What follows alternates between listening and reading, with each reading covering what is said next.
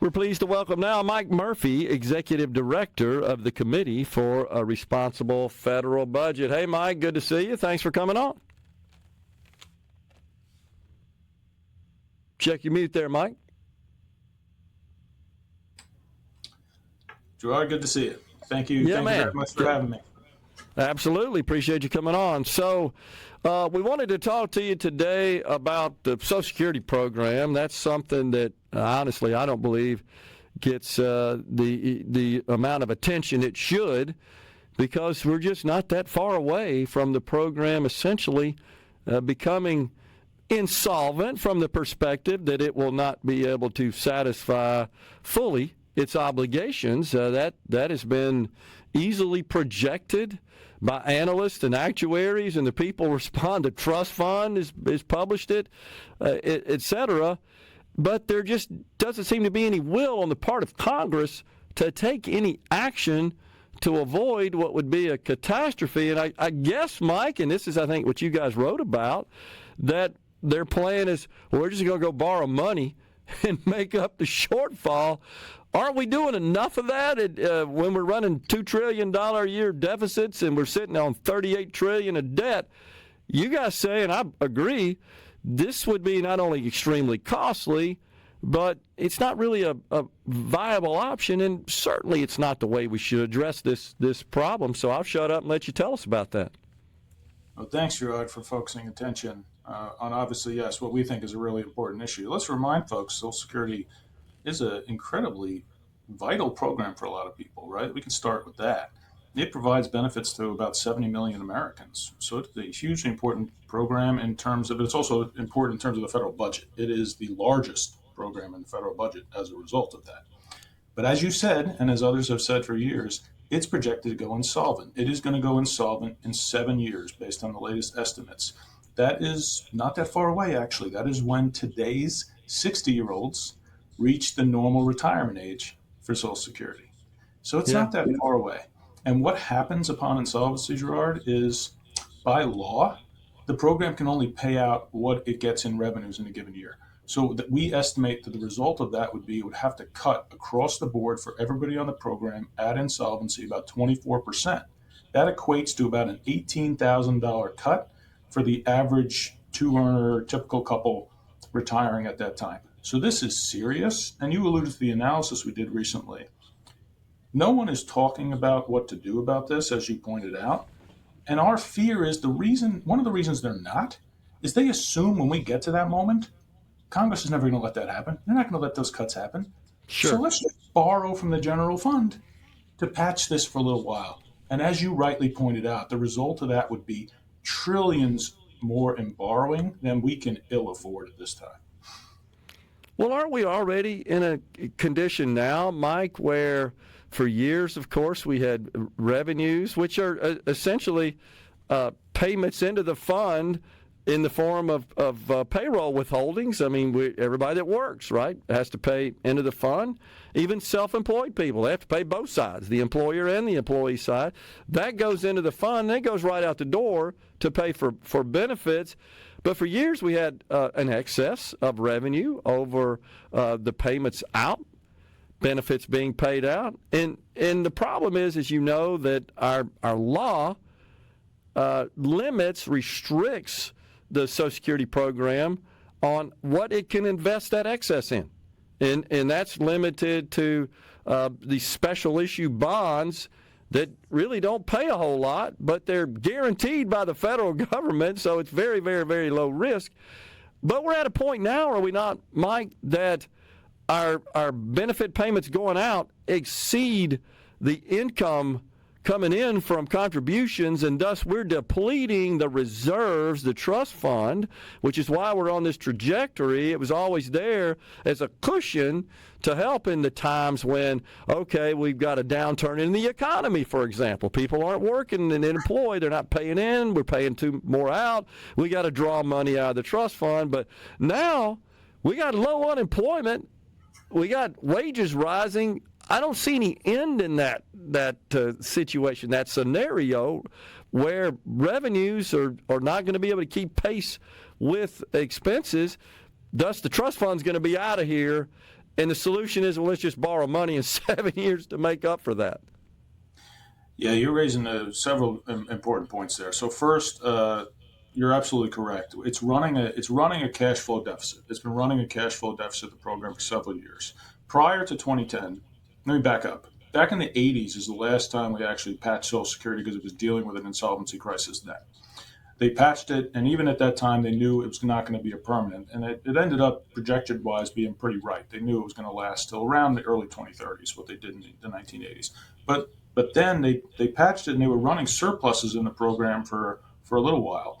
But then in 2010, they began to start running cash deficits where benefits going out were exceeding the revenues coming in. Now, they've been able to rely on, quote, reserves, right? But really what that means is largely an accounting mechanism, because when they were running surpluses, as I think you know, Gerard, what was going on there is that they were borrowing the funds from the Social Security Fund to basically make the overall federal deficit look lower than it otherwise would be, okay? Yeah.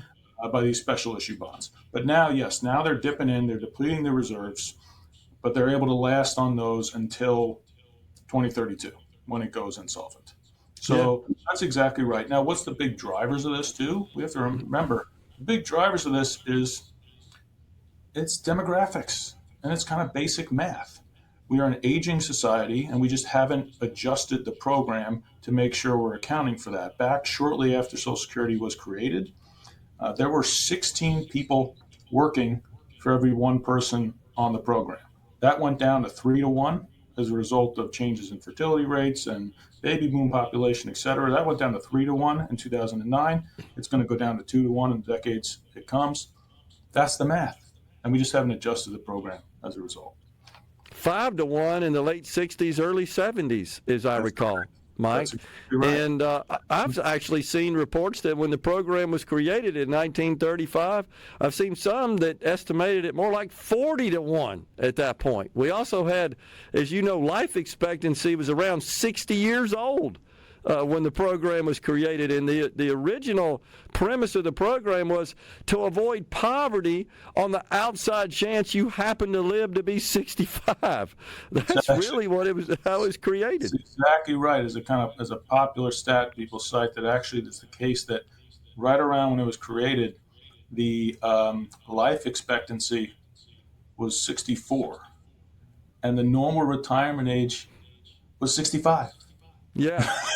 Right? I know. And then now life expectancy has gone to 79 and the retirement age is 67. So, I mean, that's kind of the point, right? Yeah. And so we have to adjust this for the realities. There are plenty of reforms that can be done to change the structure of this, that bring in more revenues, that adjust benefits prospectively, that protect the most vulnerable and the poorest that it's intended to serve. There's plenty of ideas out there. We just got to get on it and get past the politics of this, where people are just sticking to the notion of we're not touching Social Security because it's the quintessential third rail of American politics. And let's talk about that, Mike, because that's pretty much the refrain you get from elected leaders in Washington. Oh, let's don't touch the third rail here because that will I just mentioned it. It almost guarantees it'll be used against me. They want to end Social Security. No, we're trying to save it is the reality. The problem, Mike, as I see it, we have the same issue with Mississippi Public Employees Retirement System. We have a $26 billion unfunded liability here. It's the fourth most insolvent state retirement system in America, Mississippi PERS. It's gotten a lot of attention the last couple of years. But all the solutions, Mike, cause pain. Somebody's going to endure pain. That's why politicians don't like to impose pain on anyone because it's a good way to lose a race for office. Let's talk about that. So the Democrats, their solution is let's scrap the cap. You know, there are numerous bills just to end what is it now, $175,000 plus dollars. Anything above that in terms of taxable wages, you don't pay Social Security on. They want to do that, but even that is kind of a short-term fix, but it doesn't fix it permanently. Mike, we got a break right here. If you can hang around, let's keep talking about this on the other side. Sure thing. Great. Mike Murphy, Executive Director for the Committee for a Responsible Federal Budget. We're coming right back. Well, studio, Mike Murphy, Executive Director for the Committee for a Responsible Federal Budget, is our guest. So, Mike, before we went to break, was just discussing one of those proposals that the Democrats really love, which is the scrapping of the cap, which just means that all wages above the current cap of 170, I don't remember what it is for 2026, I know it gets adjusted almost on an annual basis, would be subject to Social Security taxes, Social Security withholdings from gross pay. That would certainly add revenue into the fund, but all the actuarial analysis I've seen, Mike, on that say, yeah, that helps. That may give it a few more years of life, but it's not a permanent solution.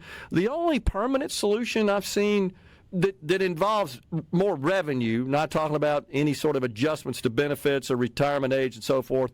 But the only permanent solution I've seen that everybody seems to agree on is we need to increase both the employer and the employee rate by 2% or so, 2 percentage points on either side. That's a guaranteed additional stream of revenue that would shore up the program. What do you guys see and propose and advocate for?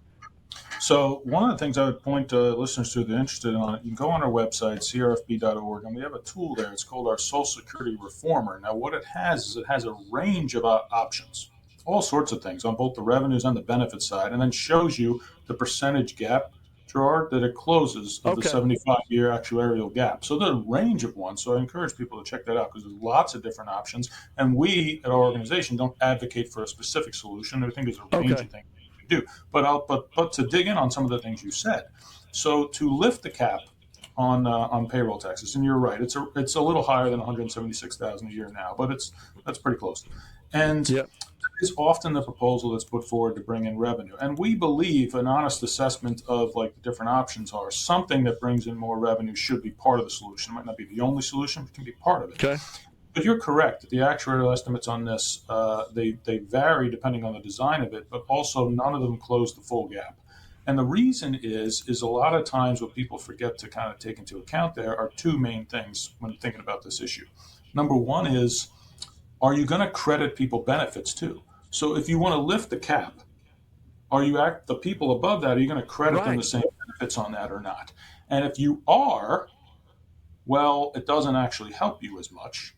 Right. But a lot of people argue maybe you shouldn't because they're wealthier people, they don't need Social Security. But if you do that, then you de-link its purpose and in what many people perceive as its fairness, that you pay into it and you get something back. Those are the issues that don't often get talked about when you hear that idea of raising the cap. We think something where you're getting more from a cap or adjusting that cap is likely to be on the table. Probably not completely lifting it because of some of the reasons I was just suggesting. But those are some issues there. There are plenty of other options too. Look, adjusting the retirement age is often controversial, but per what we were saying earlier, a lot of people that talk about policy ideas often put that forward because they see it as pretty much common sense. When life expectancy has gone up as much as it has, but you haven't really adjusted the retirement age to reflect that reality, that seems off to people, and therefore slowly raising the retirement age over several years and decades makes sense. And you can generate obviously actuarial benefit and savings from doing that, and you can do it in a way that carves out exceptions for people for certain jobs and people that may not be able to do that. So the retirement age, and then there are ways to adjust the benefit formula, Gerard, to make it more, quote, progressive. So right now it is progressive. The people from a percentage of replacement of your income, the higher income you are, you get a lower replacement from your benefits. But you can adjust it more because we talk to a lot of people that are at the higher end of the income spectrum and they're saying, sure, you want to slow the growth of my benefits, not cut, slow the growth of them at the higher end of the income spectrum. They say, sure. So you combine some more revenue, adjust the age, make it a little bit more progressive on how they calculate benefits, and you can solve and secure Social Security permanently with a few other things. And that's kind of what it looks like. Okay. Well, still, I would submit, Mike, that there's some pain that some people would endure as part of that, regardless, right? Oh, absolutely.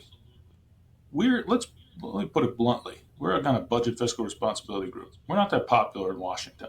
because what budgeting fiscal responsibility is about sacrifice in a lot of cases. It's about Yeah. making tough choices and trade-offs. But politics is all about the giveaway side, Gerard, as you know. It's Yes. about what's the next thing we can promise as a new spending program, a new tax break. When you enact a new program, my lord, is it obviously hard to ever adjust or take it away. So Witnessing that with the enhanced subsidies right now, right, Mike? we are certainly witnessing that with the debate over the enhanced subsidies for the Affordable Care Act. So that's the reality. And yes, absolutely. When we have to deal with Social Security, there's going to have to be adjustments that someone it's going to impact. If there are going to be people that are impacted by bringing in more revenue, or people that might have to be adjusted in retirement age, et cetera. But also, you have to remember that these things are kind of prospective, right? So a lot of this could be phased in over time. And those adjustments can be a lot smaller and spread out over time that people may not feel them or realize them much at all, frankly. They might be described as a cut, but in reality, they're just a cut relative to what otherwise is scheduled to happen 20 years from now, but actually might be more than today, right? So those things are realities, but you are absolutely right. There's still going to have to be some sacrifice, and unfortunately, we have a political system that does not benefit those fiscally responsible trade-offs right now, which is why it's important that you're raising these kind of issues. That's what we say is we need to, it's quaint, but you need to get this message out there and have more people willing to press their elected leaders, for example, to say, don't tell me you're not going to touch Social Security. I know it's going insolvent in 7 years, and if you don't touch it, it's going to cut benefits by 24%. So what are you going to do? The more people that are doing that, I have to have hope maybe we can flip the political incentives here.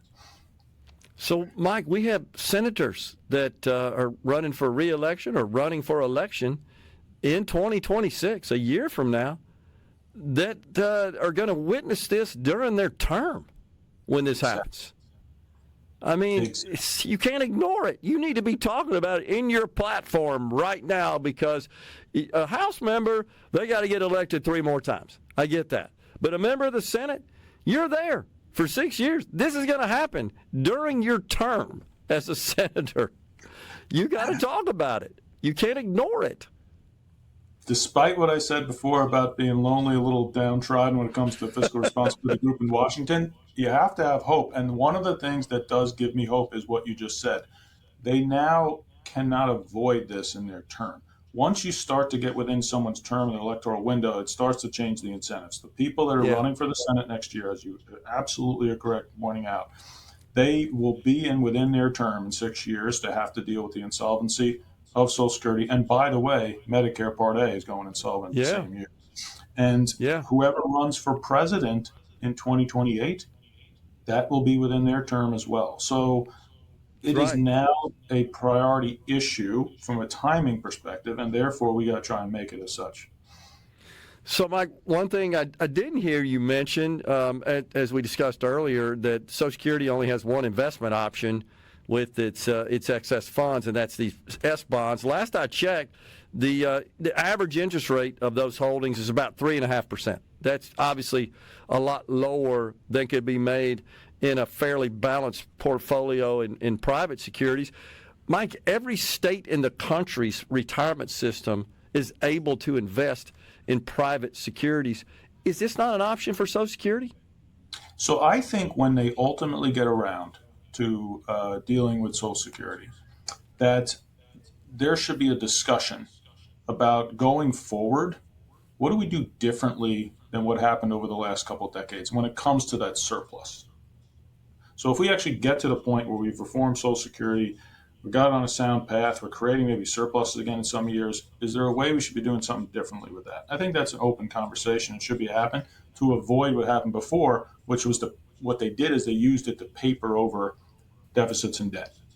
Yeah. Where I get concerned about the investment ideas and some that get floated sometimes is what they don't take into account that we're already running a deficit in the program and potentially are going to be for a while. And they want to do is borrow more to fund some kind of investments to then make up the difference in the gap. To me, that seems like a little bit of a Ponzi scheme. Okay, that's shell game. That's a shell game. That's shell game stuff to try to think that we're going to make up some investments to then fund the gap, as opposed to, if you're really on point assessment a minute ago, as opposed to making the tough choices and sacrifices that are going to have to be made. Sometimes that's what happens when they talk about these investment ideas. But I think when you get around to actually solving it and you secure it with some of these other ideas, putting on the table, how do we avoid what you guys did before, which I was you got for you. years use the surplus to fund the rest of the government, as opposed to maybe there's something else more beneficial we could do with that surplus. Get it. Mike, appreciate you coming on. Really enjoyed the conversation and the explanation and the insight. We're going to keep talking about it here for what that's worth. It's one of our favorite subjects, honestly, because we got to talk about it. Appreciate you, Mike. Love Thank it. you, man. Thanks for having me on, Gerard. Happy Thanksgiving. You bet. You too, man. We're coming right back in the